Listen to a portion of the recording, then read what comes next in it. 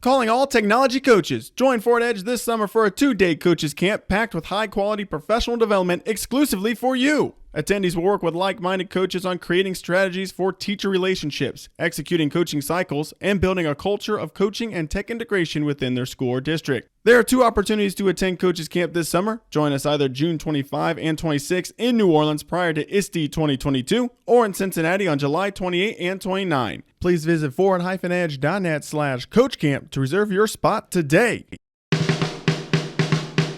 Aloha, everyone. I am Katie Ritter. And I'm Justin Thomas, and this is the Restart Recharge podcast, a podcast by coaches for coaches. We bring the tips and tricks in to help you in your everyday work as an instructional design coach or whatever they call you in your school district. So hopefully you're going to leave this episode with us today just feeling a little bit less on your own coaching island. And you would have heard the Coaches Camp introduction at the very beginning of this podcast. If that sparked your interest, we have a special promotion for you. You can get $50 off of your Coaches Camp registration by using the promo code RR Podcast in all caps, and that will allow you to get the $50 off for registering for Coaches Camp. So make sure you head over to Coaches Camp and register for that. And once again, that's the information is all there at the beginning of our podcast. Now, today we have a really great episode here, and this is going to be an awesome episode. We have Mark Gumm on, and for any of you that's in an instructional coaching role at any time at all, you know that there are some teachers that are tougher to crack than others. So Mark Gumm is going to be talking with us on how to circumvent the outer shells of the educators by building relationships with students, ultimately transforming learning from the outside in. So to give you a little background about Mark Gumm, he is a total of 7 years of teaching experience as an elementary school teacher in Georgia and in Ohio. He has earned his bachelor's degree in psychology and a master's degree in educational leadership. He currently is pursuing his doctorate at Antioch University with a focus on critical pedagogy, redefining masculinity and manhood in the lives of young adult men. Prior to being an instructional design coach at Fort Edge, he worked as a school administrator at a charter school in Dayton. Mark also works for Wilberforce University as an adjunct psychology professor. He is happily married to Alora and is a father of 3 boys. So welcome in Mark, who is has quite the family and quite the resume here. Thank you. Mark, we're glad to have you. Yes, glad to be here. So glad to be here and excited to journey with you guys and to learn and to help others, so we can learn more and more. Awesome. Well, Mark, let's dive right into this. So can you tell us a little bit about your background at your school that you were working with right now and the work that you've done or been doing, and give us some of those stories about those initial barriers and challenges that you've had and what your solutions were to getting around those challenges? Yeah, so just to begin, I work for a school that is 99.1% ESL, so English as a second language. So, having such a strong minority base, the school kind of has a lot ahead of it. There was a lot of challenges or quote unquote barriers. Some people argue it was a language barrier even, just because, for some people say English language is hard to learn. So coming in, not speaking Spanish, as Spanish was the predominant language, was a barrier coming in, new to the school, new to the role of coach, a curriculum integration coach, that all of that stuff made it really challenging. So, I had to definitely get my feet wet and kind of come in ready to learn and just excited. So my goal, Justin, was really to bring that energy. So I didn't know, how else to start but to do that but to be myself. So rule number 1, always be yourself. And I think that is going to pull people in and start getting to know you. So yeah, step 1, building relationships, be yourself always. I love that. You always have a high energy persona around you as you are entering any discussion that you have with all of us here. I know. And Mark, as we were building no one does it better than you, and you just always have a smile on your face to the point that you don't even know this yet. But when we were getting ready to start recording the podcast and your computer froze and it kicked you out, your freeze screen was the best freeze screen I've ever seen. It was like photo ready, big smile on your face. I took a picture that I'll send you after, but I'm like, my face has never once looked like that when the computer freezes on a video chat. You're primed, ready to go. Look like you're getting ready for your glamour shot over there with your big smile on your face. Thank you so much. No, I appreciate it. You never know when your screen's going to go out. So you might as well go out with a bang, right? Oh, yeah. Now, obviously, you had a challenge coming in, and especially with being an ASL school. How did you really start to set goals with administration to kind of figure out how to really tackle some of these barriers with the second language here? Yeah. So the biggest thing was getting on the same page with administration. I met with my principal early on, and even before, it was kind of cool because even before school started, even this idea of like remote learning started, which it ended up being, I was able to meet with the principal, and together we sat down, talked about things like expectations, the coaching menu, different aspects of goals for the school. What does the school look like? We have over 900 students, elementary students in the building. It is the third largest, elementary school in the district. So, coming in, I had to really kind of sit with him and just kind of get an understanding of what he expected. And I think that really helped me on the other curve, even before getting to know everybody else in the building, all 55 teachers, starting with the principal was the way in. And so, I kind of put on the charm, kind of gave him that idea of, just, hey, I'm here to work with you. And I'm here to be that guy on the side, that person that you just have an ear for. And I think together we just kind of started collaborating, and real like authentic collaboration, not just, hey, I know you, but more like, let's dig deep together. Let's really see what we can do. And he helped me find the right people, such as different educators, different kind of liaisons, different coordinators that the school has. The school I work for is considered a community school. And, coming in, I was like, well, what's the difference between that and a public school or, a private or charter, But a community school has the community that pushes and drives a lot of that. So that made it really cool to kind of have that leverage that, there are a lot of people like me that do different roles, but that we can connect. And I think that kind of helped that leverage, if you will. Yeah, and obviously you have a situation where you can use that leverage to start to really market yourself as being someone that can absolutely help those teachers in every way and every possibility, as you mentioned, whether it's in person or virtually.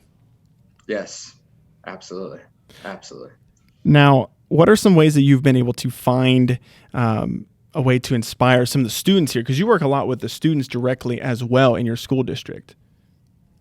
Yeah. So, Justin, that's a great question. I think, coming in, we talked about those barriers a little bit. It was challenging. I'm not going to lie. You have some teachers that keep that door closed. You have other teachers that keep it half open. And they had the teachers that are just like me, like, hey, welcome in. Good to see you again. Your friendly neighborhood Mark. You have that that opportunity. So knowing which doors were opening versus which doors weren't, I couldn't help it. I couldn't just sit on the side and just say, oh, maybe they'll let me in one day. I wanted to be in there. I wanted to see what they were doing. I wanted to interact with them. And so I began to think about what kind of ways to kind of get that entry. How do I gain access without being like overbearing, without being crazy, without any of those like stipulations, but how do I get in the room? So I began to think about, well, what is it that we all have in common? From the teachers to the principals to the students to the counselors, everybody has to work with students. And so my mindset was, what if I could figure out a cool way to take what I'm learning every day as a curriculum integration coach, digital design coach, and bring in, those ways, those avenues, those pathways to work with students. So that's what I began to do. I started Roberts Academy Kids Corner, which was just a kids corner.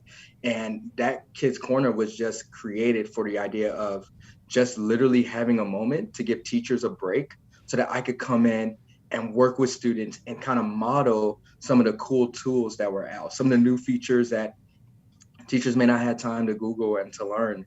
I was able to kind of use my platform as leverage to get in and to kind of show and model, hey, this is how this works with students. Hey, students, this is how you do this.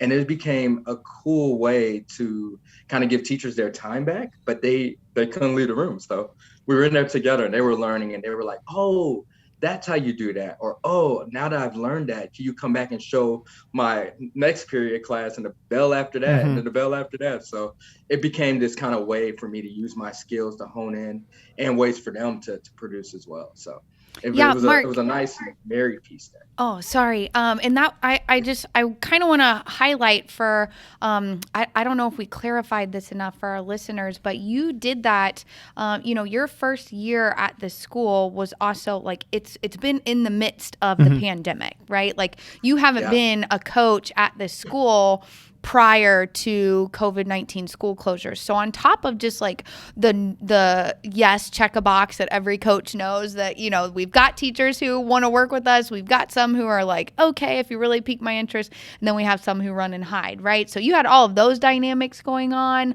top of everyone just at like this all-time high of overwhelm and getting to know people remotely. And so I just want to kind of highlight for our listeners like how awesome that was when you implemented this kids corner, because you were still trying to get to know some of these teachers who were kind of just coming back to in person and in school and having kids there, and who were really, really maybe resistant as a result of sort of the environment on top of some typical tech phobia.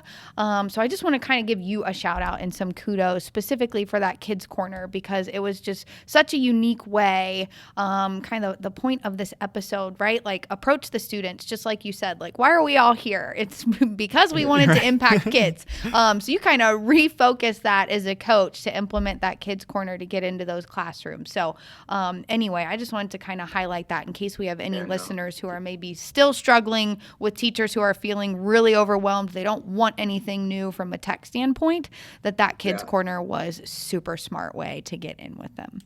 Yeah, no, thank you so much. And I mean, it was a cool way to tie in what I learned from the different tools and ways to kind of embed those pieces, get people in, and just, let it shine, man. So it was cool. I still do it to this day. And it's kind of cool to have students now doing kids corners. So it's like now the kids are actually modeling and doing some of those pieces that I began doing. So I'm just teaching them what I know. Yeah, absolutely. And I think you have one other kind of big thing that you also worked to get off the ground this year to get to the kids, correct? Correct. So that's been like, if you will, like the bread and butter. I mean, it's almost a moment, Katie, where you wonder if things are going to work. You just kind of throw it out there and then you just see what happens. It definitely was kind of a risky move because it's comfortable, working with teachers because they're adults. It's kind of hard working with students because there's so many liabilities. But I said, let's do it. Verizon pushes out this kind of idea of a digital design team. And they pushed the idea they've instituted iPads. Every student gets an iPad. And the whole point was for students to kind of monitor and to help kind of be a guy on the side for monitoring devices. But I wanted to, I met with the principal and I wanted to change some of that to be more of, no, it's not just that. That's going to help from a logistics standpoint of just computers and computer usage or device usage. But that really doesn't get to, well, how do we really build students, And so I started thinking about ways to tie in some of that, expectation, but then also another part. So I started a digital design team at the school. And we meet during their acceleration bell. So that during acceleration time, they get to go up or down, if you will, with their academics. So it was a great way to pull them out of the room, not to just be out of the classroom and not have responsibility or accountability, but to go into classrooms and do a little bit of what I do. So these students are now showcasing some amazing leadership, from going into rooms to mentor read to kindergartners. What great way to showcase some leadership and to read to young ones, right? I mean, I love watching them. I take their pictures and they, I have their, photo release forms, of course, but I take their pictures and I good disclaimer. I'm stunned because I'm like, you look like a little like leader doing amazing stuff, So picture taking, and I'm just a facilitator at that point as they are reading with students, collaborating with the teacher, raising their hands and vouching for kids who may not have the understanding. They are stepping in the need. So So that's just mentor reading. They are also participating in leadership opportunities where they are actually using their voices to raise money for St. Jude's Children's Research Hospital. They are, getting on announcements, making the announcements happen, which is kind of helping the principals in a lot of ways and some buy-in there. They are, going around to teachers, raising money, asking for donations. So that piece, but then this other side of kind of being a kind of a junior curriculum coach where they're actually going into classrooms. And the cool part is I wasn't sure, there's that part where you kind of let go. I wasn't sure if I could leave them in the room to do some of this leadership stuff, but I've actually was able to leave them in the room with the teacher, and they are doing, your complete like Jamboard sessions, your Cami sessions. That's amazing. Your Caboose sessions. They're doing it. And I'm just like, okay, I'll be back in like 10 minutes just to make sure everything is still intact. And I come back and they're like, yeah, that went well. You know what? I was really nervous when I said this, or, then I'm able to give them that feedback, and teachers are giving feedback. So yeah, to make a long story short, it's a lot of stuff happening at the school right now. That's amazing. Yeah. You really did take that typical like student digital team that works on break fix or, assists with computers and really, wow, I have not heard of a like student digital team or whatever you want to call it doing quite that much around the school and having that many leadership opportunities. And that's so much fun to, like you said, you're like excited about it. You got to get pictures and things because they're out there working hard, doing their own thing. And just, your little brainchild's just taking off. It's awesome. Yeah. So Mark, obviously, everybody has their strengths that come naturally to them. Yours is very clearly building relationships, as we joked about with, if you don't know Mark, you really, truly, no one around our office has ever seen Mark, I think, not with that big freeze frame smile on his face. It honestly, to the point that Justin and I weren't sure for a second if the screen was actually frozen, because that's just generally Mark at all times. Yeah. So, like that, this is your strength. But for some folks who maybe, and I think, again, back to that point, like all educators are used to talking with kids, right? Like all coaches probably listening to this podcast have been in that teacher role in some way or another. But, for those folks who are maybe starting at a new school this year or, maybe started during COVID, so they're still trying to work through getting to know everyone depending on kind of what that teaching environment has looked like over the past couple of school years now. And when you transition to that coach role, unless you've actually been a teacher in that building for a long time, you may not know the students. And so that can be a little bit intimidating for some folks to come in. And, we joke sometimes that as coaches, we have to form relationships super quickly with our teachers. But what you're suggesting is to essentially, what I'm hearing is like, hey, we have this whole other stakeholder group that as coaches we can use as a means to get to our teachers as well, right? And let's not forget that they're our end goal, right, is to help the students. So, for the little time that we get as coaches with our students, because we are kind of serving through the back door with teachers typically, what kind of tips would you give to build that trust and rapport with the students themselves directly? Yeah, that's such a good question. As I think about that, it's been interesting, because you don't know the dynamic of the students, and for a lot of teachers, they think of, like I mentioned, a photo release. There's this whole idea of those students don't know me. I don't really know them. How do I even build that relationship? I would say tip one is just, be available. Be available, because at any moment I found that, we know this in teaching, students can have a great moment and then a not so hot moment, whether it's a behavior concern or even just, I'm in the hallway and I'm lost. We had a kindergarten that was lost this beginning of the school year. And it was just so funny, I didn't know, okay, which room do you go to? The building's so large. I'm looking like, okay, are you in K1, kindergarten first area or kindergarten second area, like trying to figure it all out. And to make a long story short, being able to hold that kid's hand and walk down the hallway, you're going to build that rapport. Just putting a smile on your face when you're in the building, being in the entryway where there is traffic is probably the number one way to get, that attention, if you will. And then, to just be there, because the kids, they're not so afraid of you as you are of them. They're going to ask you randomly, like, hey, I'm lost, or this is my sister, or, just these Yeah. random things that allow for that connection. And don't stray away from it. I would say for someone who teaches like a higher grade, like high school, that can bring a different element, because they're not going to ask like, if I'm lost, it may be something a little different. Mm-hmm. But I would just say keep those ears open, because they'll see your face and say, oh, okay, that person seems like they're really nice because they're smiling, or that person, seems like they're here. Find ways to introduce yourself to the classroom.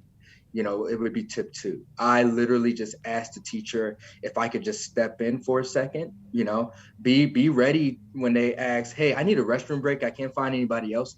Be that restroom break person. I've done that, where it's like, I need a restroom break, go ahead, and tag in. They run right to the restroom. Now I'm in the room, and I may say something like, hey, everybody, or, okay, yeah, you're really enjoying science over there, I see you're working hard, and they may have their phone out or something, just ways to build that rapport with them. They will ask the teacher about you. And so in some classes, I'm Mr. Man. In some classes, I'm the tech guy. In one class, I'm specifically Mr. Mark, because they don't know my last name. So, all of that stuff is there, and they don't know. So, yeah, be available and just find ways to create that spark, because they're going to want to do it. And if teachers, they may have their restrictions or their feelings or thoughts about you, but students just want to know who you are. They look at you like you could be a second or third teacher for them. Mm-hmm. So, yeah. And Mark, I'm curious by something you said, actually a couple of things that you said.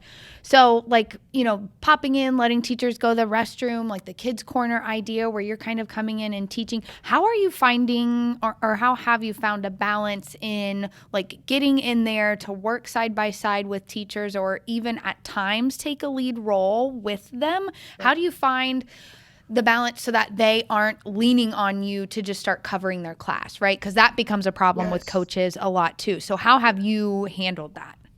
Yeah, so scheduling the time, if I know like there's unscheduled time where I'm in the hallway and you may need to use the restroom, but if it gets to a point where it's something I've had a teacher say, could you just watch my class again? Because I've done it before.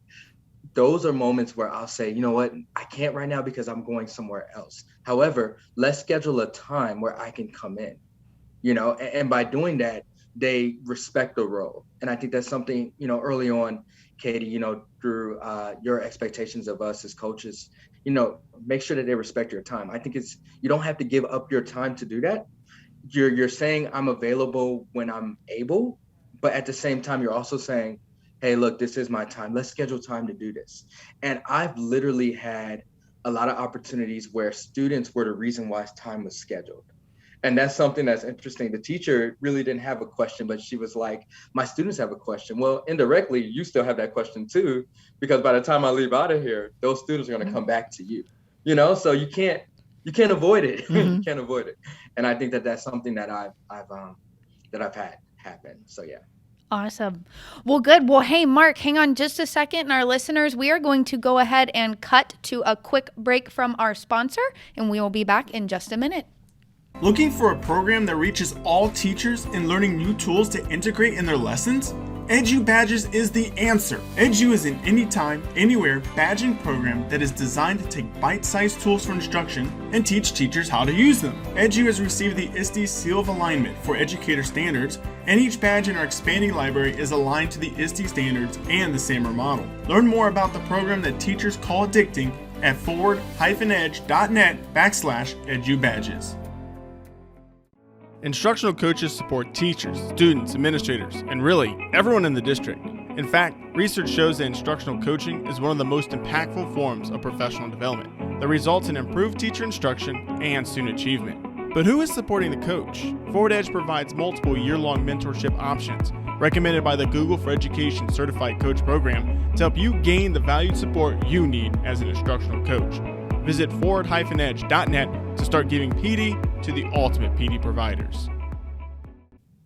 All right, welcome back to the Restart Recharge podcast. We are talking with Mark Gumm today about his student-centered coaching and how Mark has really utilized embracing building relationships specifically with the students in order to get to the teachers, and in particular, some of those tough-to-reach teachers at the beginning. So we are going to turn it over to Justin next here. Well, Mark, you've been talking about a lot of really awesome projects that you've had with the students and the teachers, such as your Kids Corner and your Student Digital Design team.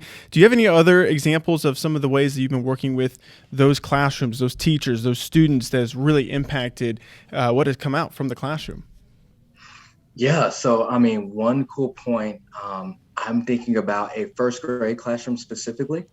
There was a teacher, she was literally struggling, and it wasn't that it was a struggle because of like character or any type of personality struggle, nothing like that. But it was a struggle with reaching students and seeing the potential that they have. She wanted her goal was she wanted students to be able to really like demonstrate their academic focus in reading and writing. She wanted them to be stronger readers and writers. And for first grade, there's this huge curve with the standard. So that struggle was in front of her. You know, she kind of was getting some backlash from admin a little bit. And she came to me and said, hey, I kind of need help with this. And so, you know, what I began to do was kind of first observe. I actually went in a room and just observed her teaching, observed some of the pieces that she had, what was going well, what did she feel like wasn't going right? And we had a conversation, a one-on-one, no one else in the room but me and her. And we had a conversation with how can we improve some of these things? And so she wrote down a couple of goals. I wrote down some goals. And together we met again. And this time we did it with the students. So we began to do a couple of lessons together with students. And what I found was she thought she was using technology and wasn't using it at all. And so what we began to do is kind of just talk about, you know what, let's go slow. And what we did was we worked with Jamboard. We created a couple Jamboard jams, and together we just imported some images. And the kids in first grade were able to tie those images with the sight words and improve on their learning. So it was one of those moments where, you know, I think you can't leave out the students.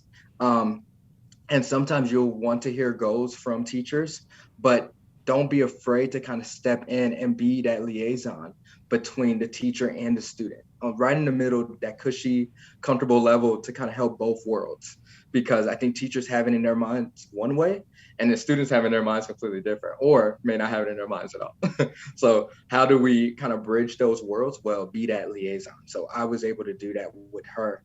And, you know, the coolest part was after a couple of like days, it was really a coaching cycle, if you will, but after a couple of days, watching her lead those sessions was where the goosebumps came in, and I just was like in awe, like she did it without me. She started without me, and she just made this thing happen. And it was super cool to watch her do that, because she gained the confidence, and I saw the confidence like rise up in her as she continued to do it. And even now we talk about it, you know, like last year, you remember how I struggled? I don't struggle anymore. And I'm like, yeah, you're killing it. You know, so then you become like that cheerleader, Katie, that rock star, that one that's just pumping them up, like, don't stop, come on, you know. So, yeah.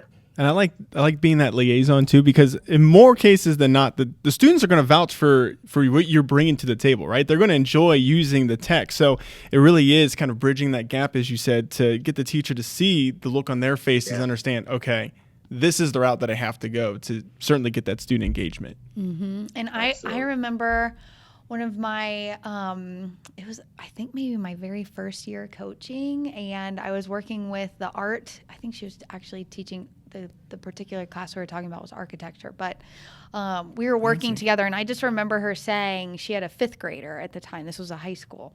But she had a fifth grade daughter, and I just remember her saying something to me to the effect of like, I wasn't into using technology, and then I saw what my daughter started bringing home from school last year, and I realized like it's coming and I better get on board, because by the time these kids that are in elementary school today get to high school, we are going to have our work cut out for us if we don't start using this stuff now. So anyway, that just kind of stuck out to me, to what you guys are saying about like the students are going to enjoy it if we can just like kind of connect with them, you know, to get it done and bridge the gap. gap. It's gonna, because they're expecting it now. They're expecting it. Right? Like, yeah, the ed techs are coming. And Katie, Sounds like what's a little crazy? ed tech gang.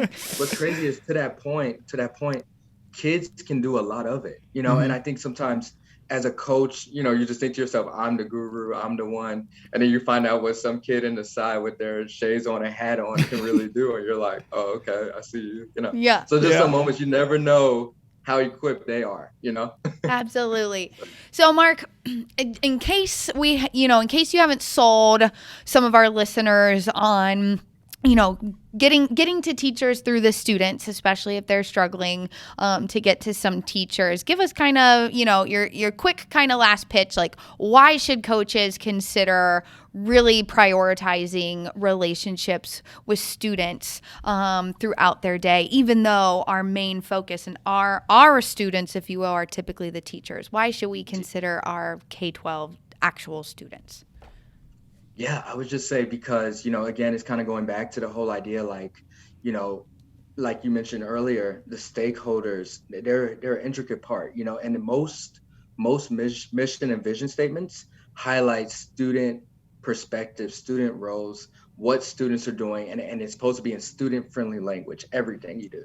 So just thinking about that, why would you not, in a sense? And, I think that in regards, if you want to have a little fun, I think sometimes we get in our roles and we are like, I can't break this teacher, or this teacher doesn't even want me here.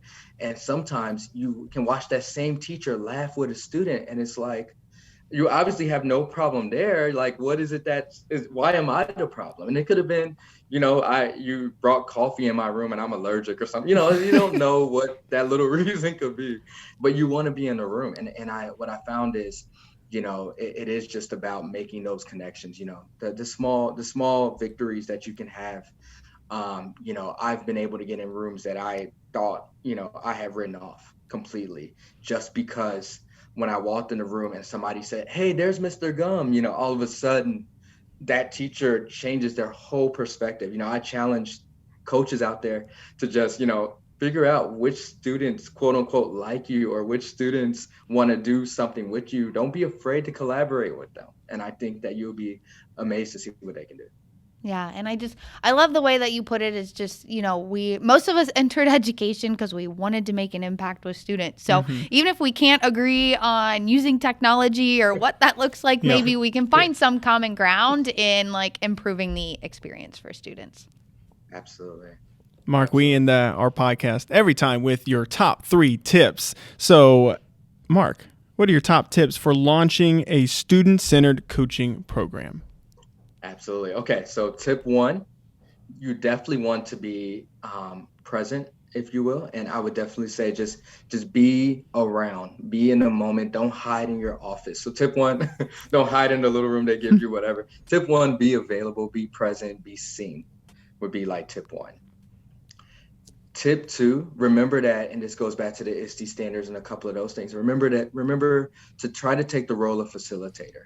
I think, a lot of times we want to be the director, the leader, but be with those students once you get that team started, or once you, and just to say real quick, you don't have to have a team of 50.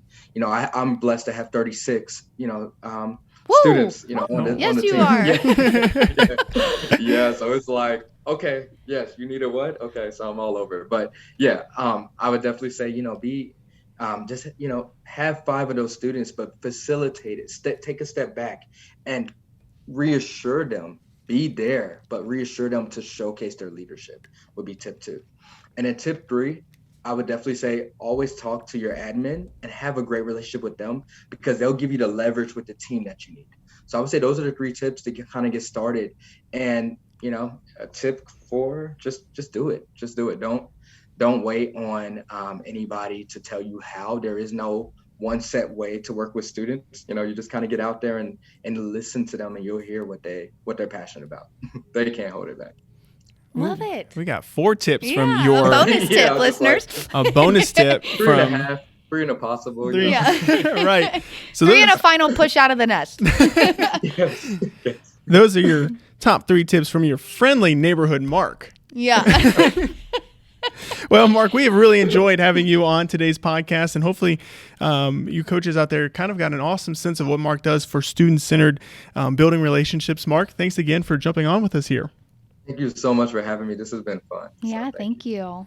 Now, our next episode is going to be February 15th, and it's going to be a fun one because it is going to be a recap from our coaches as we are going to be down at FETC. So we are going to be checking out FETC down in Orlando, and then we'll have kind of a recap of what all cool tips and tricks and things that we've learned and what we really liked about learning from other educators and presenting down there at FETC. So that is going to be February 15th as FETC is last week of January.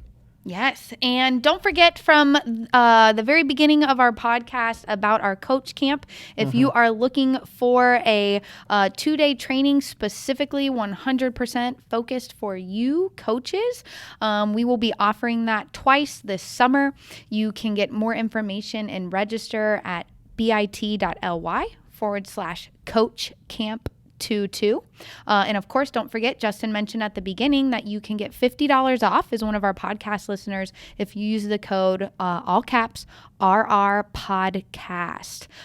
So space will be limited, so definitely be sure to go ahead and sign up if you are interested, and we really hope to see you there.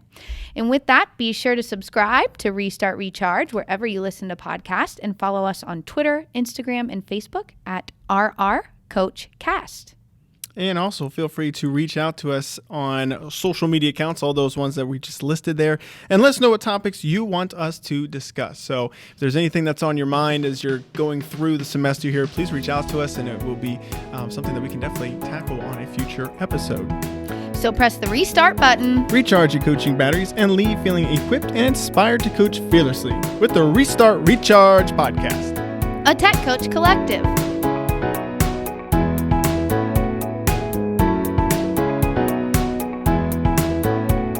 Boys, it was touch and go there for a hot minute, but we found a way to do it.